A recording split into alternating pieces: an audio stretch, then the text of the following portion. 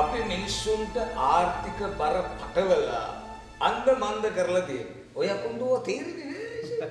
FM නාලිකාවක director general කෙනෙක් වුණාම තමුන්ට තියෙන බලය පාවිච්චි කරන්න පුරුදු වෙන්න ඕනේ. අර ගන්න.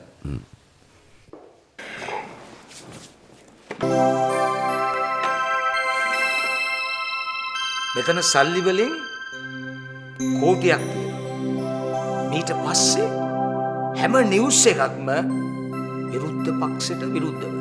තේරුණානේ? අයිසේ ආණ්ඩු හදන්නෙත් මාධ්‍ය, ආණ්ඩු පෙරලන්නෙත් මාධ්‍ය. නිවුස් නැත්නම් නිවුස් හදලා දානවා.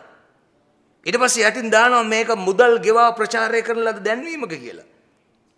තමුසලට හැම දෙයක්ම ඇඟිල්ලෙන් යන කියලා දෙන්න එපාය. අපි වැඩ කරන්න ඕනේ අපිට ලැබිලා තියෙන බලතල අනුව.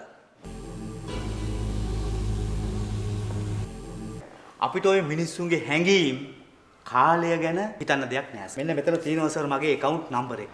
අපි එකතු වුණාම සර් අපිට පුළුවන් වෙනවා අර ඔක්කොමලා ගොනාට අඳන්න.